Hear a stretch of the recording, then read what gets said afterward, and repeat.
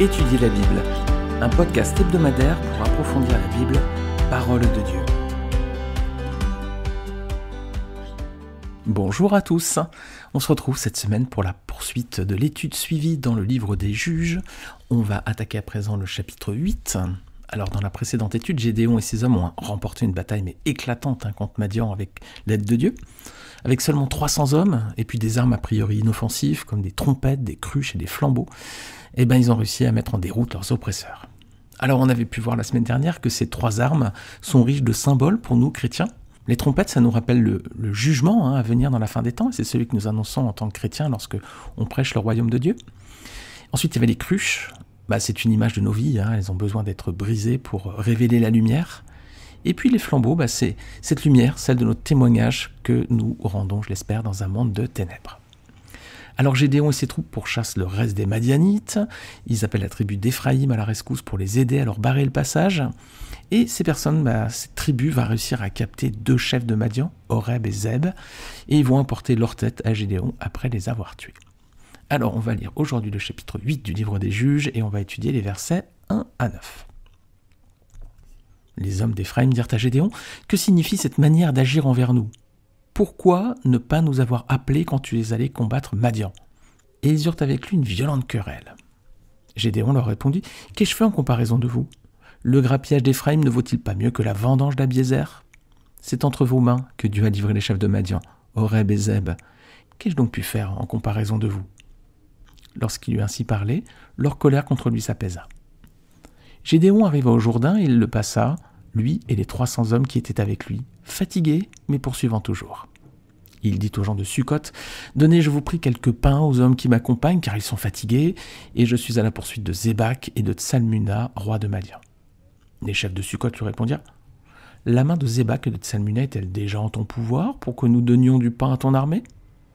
Et Gédéon dit, « Eh bien, lorsque l'Éternel aura livré entre mes mains Zébak et Tsalmuna, je broierai votre chair avec des épines du désert et avec des chardons. » De là, il monta à Pénuel, et il fit aux gens de Pénuel la même demande. Ils lui répondirent, comme avaient répondu ceux de Sukkot. Et il dit aussi aux gens de Pénuel, « Quand je reviendrai en paix, je renverserai cette tour. » Alors on va regarder, comme on le fait avec cette bonne habitude, verset par verset, pour bien analyser le texte. Alors, verset 1er, les hommes d'Éphraïm viennent faire des reproches à Gédéon. Rappelez-vous, Gédéon les avait appelés à la dernière minute, un peu, alors qu'il avait déjà livré bataille aux Madianites. C'était les versets précédents, donc c'était Juges 7, versets 24 et 25. Alors, est-ce qu'ils ne sont pas jaloux, finalement, que Gédéon ait seulement appelé les tribus de Nephtali, Aser et Manassé ? Est-ce qu'ils ne se sentent pas un petit peu, la cinquième roue du carrosse, cette tribu d'Éphraïm ? Déjà, c'était une tribu qui était de nature querelleuse. Rappelez-vous, si vous êtes un fidèle de ce podcast, on avait vu qu'à l'époque de Josué, quand Josué avait partagé le pays, cette tribu Éphraïm avait demandé une part plus grande. Elle voulait en fait un territoire bien plus grand que le sien. Elle se disait, nous on est très nombreux, Dieu nous a bénis, voilà. Et il voulait un plus grand territoire sans avoir à faire d'efforts pour combattre. Regardez avec moi, Josué 17, versets 14 à 18. Les fils de Joseph parlèrent à Josué et dirent, « Pourquoi nous as-tu donné en héritage un seul lot, une seule part, tandis que nous formons un peuple nombreux et que l'Éternel nous a bénis jusqu'à présent ?» Josué leur dit, « Si vous êtes un peuple nombreux, montez à la forêt, et vous la battrez pour vous y faire de la place dans le pays des Phéréziens et des Réphaïm, puisque la montagne d'Éphraïm est trop étroite pour vous. » Les fils de Joseph dirent, « La montagne ne nous suffira pas, et il y a des chars de fer chez tous les Cananéens qui habitent la vallée, chez ceux qui sont à Beth-Shean et dans les villes de son ressort, et chez ceux qui sont dans la vallée de Gisraël. » Josué dit à la maison de Joseph, à Éphraïm et à Manassé, « Vous êtes un peuple nombreux et votre force est grande, vous n'aurez pas un simple lot, et vous aurez la montagne, car c'est une forêt que vous abattrez dont les issues seront à vous, et vous chasserez les Cananéens, malgré leurs chars de fer et malgré leur force. » Alors on voit qu'ils étaient déjà de nature un peu comme ça, ils aimaient bien les conflits, ils disaient, nous, le Seigneur nous a bénis, tu nous donnes un tout petit territoire. Non, ils avaient un grand territoire, Josué leur dit, vous avez toute la forêt, en plus, il suffit d'abattre les arbres. Et qu'est-ce qu'ils répondent ? Ils disent, la montagne, oui, ça ne nous suffit pas. Mais chez les habitants autour, il y a des chars de fer et tout ça, ce sont des peuples puissants. Mais est-ce que le peuple, à cette époque, ne pouvait pas s'appuyer sur l'Éternel, qui les secourait ? Alors on voit qu'ils aimaient bien, c'était un peuple un peu comme ça, querelleur. Et en même temps, c'était aussi un peuple jaloux, voilà. C'est une mauvaise disposition de cœur qu'ils avaient, ils étaient jaloux, la Bible nous le dit, vous allez voir. Et cette jalousie, finalement, elle va disparaître beaucoup plus tard. Voilà, c'est ce qui est mis en avant. Si vous relisez et prenez le temps de le faire, je vous invite vraiment à rouvrir votre Bible sur ce passage. C'est dans le chapitre 11 du prophète Ésaïe. Alors, il y a le règne du Messie. Et puis, regardez ce qu'on voit donc dans Ésaïe 11, versets 11 à 13. Voilà ce que dit le prophète. Dans ce même temps, le Seigneur étendra une seconde fois sa main pour racheter le reste de son peuple, dispersé en Assyrie, en Égypte, à Patros et en Éthiopie, à Élam, à Shinéar et à Hamath et dans les îles de la mer. Et il élèvera une bannière pour les nations. Il rassemblera les exilés d'Israël et il recueillera les dispersés de Juda des 4 extrémités de la terre. Il élèvera une bannière pour les nations, il rassemblera les exilés d'Israël et il recueillera les dispersés de Juda des 4 extrémités de la terre. La jalousie d'Éphraïm disparaîtra et ses ennemis en Juda seront exterminés. Éphraïm ne sera plus jaloux de Juda, et Juda ne sera plus hostile à Éphraïm. Alors on voit ici que Éphraïm ne sera plus jaloux de Juda. On voit que c'est un peuple donc querelleur, mais en même temps jaloux. Et là, on sent que Gédéon ne l'a pas appelé pour le combat. Il vient faire des histoires, et on sent qu'il y a cette hostilité, parce que peut-être qu'il considérait qu'il était un peuple grand et nombreux, comme on l'a vu jusqu'à présent, et que donc il devait jouer un peu les premiers rôles. Alors que le Seigneur, les amis, nous garde d'être ainsi, nous aussi, querelleurs et jaloux, que ce soit dans notre travail, dans nos familles, avec les autres, ou même, pire peut-être, envers nos frères et sœurs dans l'Église, qu'on ne recherche pas les premiers rôles, voilà, qu'on recherche juste la douceur et le bien entre tous. Ça arrive, la jalousie dans les églises, ça arrive les amis, c'est pas nouveau. Pourquoi ? Parce que l'Église est composée de pécheurs, et donc, comme nous sommes des pécheurs, nous pouvons encore avoir parfois ces mauvaises dispositions. C'était déjà le cas à l'Église de Corinthe. Regardez avec moi, 1 Corinthiens chapitre 3, verset 3. Voilà ce que Paul dit, en effet, puisqu'il y a parmi vous de la jalousie et des disputes, n'êtes-vous pas charnels et ne marchez-vous pas selon l'homme ? Voilà, déjà, alors c'est vrai que l'apôtre Paul, si vous lisez les épîtres aux Corinthiens, c'est vraiment tout ce qu'il ne faut pas faire dans l'Église, dans ces assemblées-là. Il n'y a que des disputes, il y a de la jalousie, il y a des conflits, il y a du péché, il y a des choses... Waouh, tout ce qu'il ne faudrait pas voir dans une assemblée aujourd'hui. Si on voyait une assemblée comme celle de Corinthe aujourd'hui, je ne crois pas qu'on la fréquenterait. Regardez, même assemblée de Corinthiens, chapitre 12, verset 20. Deuxième lettre que Paul écrit aux Corinthiens, il dit « Car je crains de ne pas vous trouver à mon arrivée tel que je voudrais, et d'être moi-même trouvé par vous tel que vous ne voudriez pas. Je crains de trouver des querelles, de la jalousie, des animosités, des rivalités, des médisances, des calomnies, de l'orgueil, des troubles. » Waouh. Est-ce que vous aimeriez fréquenter cette assemblée de Corinthe ? Non, Mais parfois, les amis, il faut bien reconnaître que dans nos assemblées aussi, on trouve querelles, jalousie, animosité, rivalité, médisance, calomnie, orgueil et trouble. Que le Seigneur nous en garde, les amis. Alors, les versets d'après, versets 2 et 3, quelle est l'attitude de Gédéon quand il vient chercher querelle? Est-ce qu'il va sortir le glaive et les combattre? Non. Qu'est-ce qu'il va leur dire? Regardez comme il est subtil, c'est un bon diplomate, Gédéon. Il va en fait leur montrer quelle place ils ont joué. Il va leur montrer que ce sont eux finalement qui ont tiré profit de cette victoire, la couronne, les lauriers sont pour eux, bien plus que Gédéon et ses troupes. Regardez, verset 3, il leur montre que c'est eux qui ont reçu le mérite de faire quoi? De tuer Oreb et Zeb, les chefs de Madian. Alors là, effectivement, c'est glorieux, dans l'Antiquité, à cette époque, les amis, mais peut-être même aujourd'hui, quand on part en guerre et qu'on réussit à tuer le chef du peuple, on réussit à faire tomber un dictateur ou un président ou je ne sais, le mérite, il est là.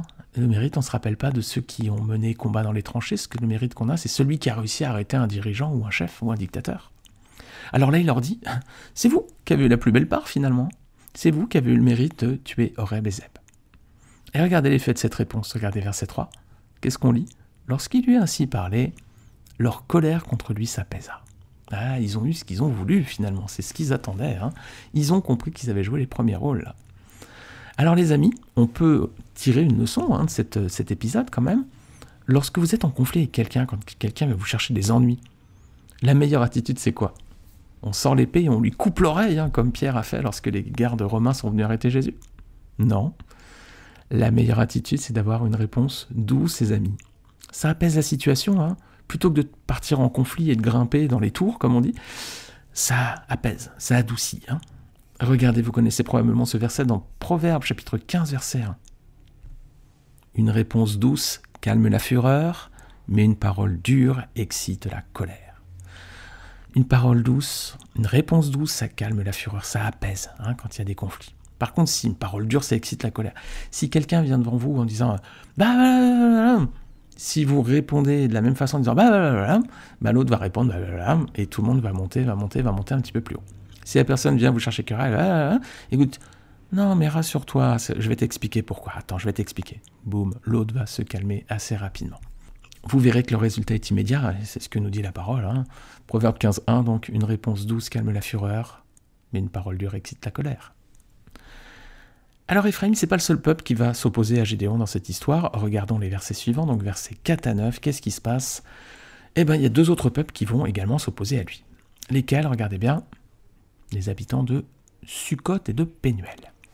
Alors, c'était pas 2 peuples étrangers, c'était 2 villes qui étaient situées sur le territoire d'Israël, donc sur le territoire précisément de Gad. Sukkot et Pénuel, est-ce que vous vous rappelez d'épisodes importants qui se sont déroulés dans ces 2 villes? On avait vu cela lorsqu'on avait étudié la Genèse. Ce sont des épisodes qui sont liés au patriarche Jacob. Vous vous rappelez un petit peu ou pas?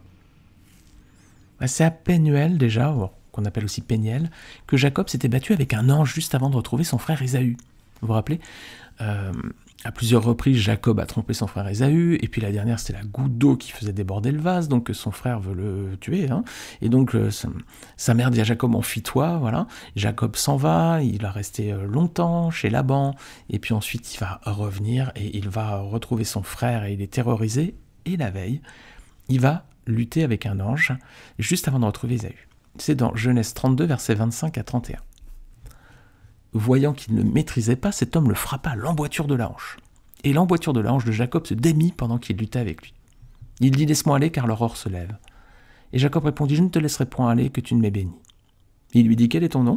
Et il répondit « Jacob. » Il dit encore « Ton nom ne sera plus Jacob, mais tu seras appelé Israël, car tu as lutté avec Dieu et avec des hommes, et tu as été vainqueur. » Jacob l'interrogea en disant « Fais-moi, je te prie, connaître ton nom. » Il répondit « Pourquoi demandes-tu mon nom ?» Et il le bénit là. Jacob appela ce lieu du nom de Péniel, car dit-il, j'ai vu Dieu face à face et mon âme a été sauvée. Le soleil se levait. Lorsqu'il passa Péniel, Jacob boitait de la hanche. Voilà, donc première ville qu'on vient de citer, Pénuel ou Péniel, c'est le même lieu. C'est là où Jacob s'était battu avec cet ange. Deuxième épisode à présent, c'est Sukkot. Alors c'était pas très loin, Sukkot, Et c'est à Sukkot, rappelez-vous, que Jacob était parti après ses retrouvailles avec Ésaü. La veille, avant de retrouver Ésaü, il a ce combat avec l'ange. Ensuite, il retrouve Ésaü, il est mort de peur, Jacob, mais son frère va avoir une bonne attitude avec lui. Et puis ensuite, il lui dit « Viens avec moi jusqu'à Séhir ». Et puis Jacob lui dit « Oui, mais pars d'abord, parce que moi, j'ai des troupeaux, j'ai des femmes et des enfants, ils sont fatigués, si je vais trop vite, ils vont s'épuiser.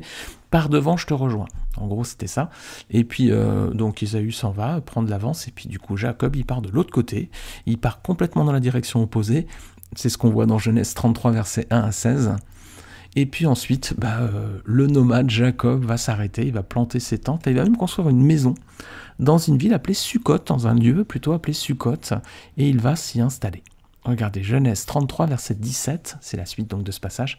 Je vous invite à relire Genèse 33, si ces passages sont un petit peu anciens dans votre esprit.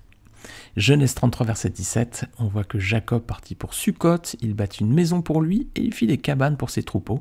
C'est pourquoi l'on a appelé ce lieu du nom de Sukkot.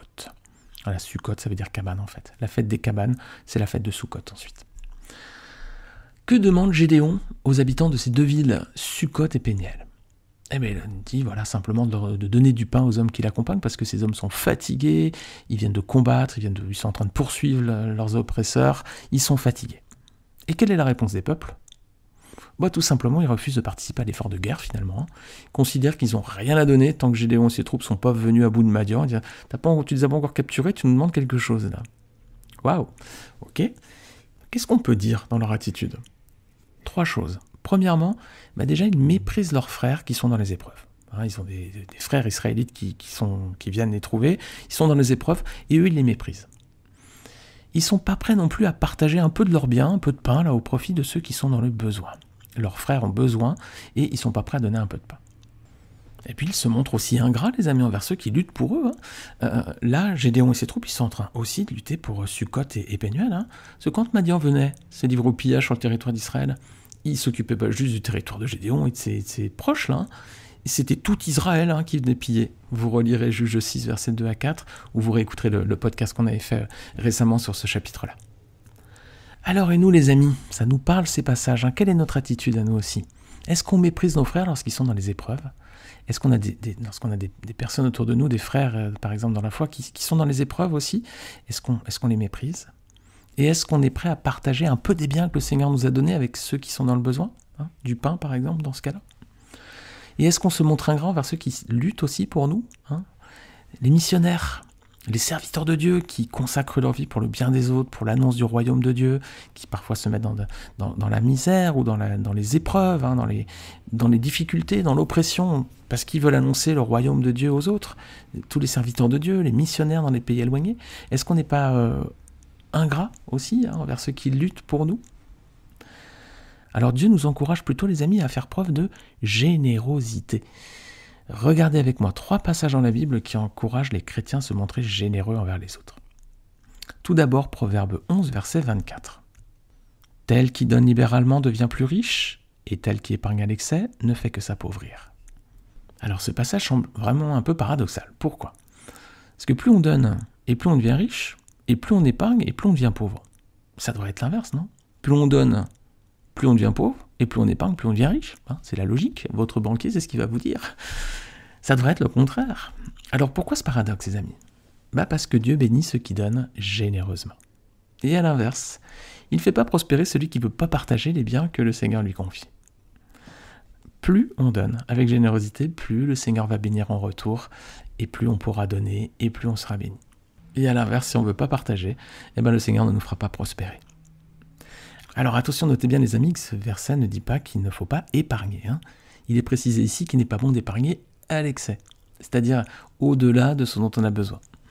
Alors par exemple, on a besoin certainement de mettre un petit peu d'argent de côté pour changer la voiture un jour, peut-être pour préparer les études des enfants, peut-être on a besoin d'épargner heureusement, et c'est sage d'épargner.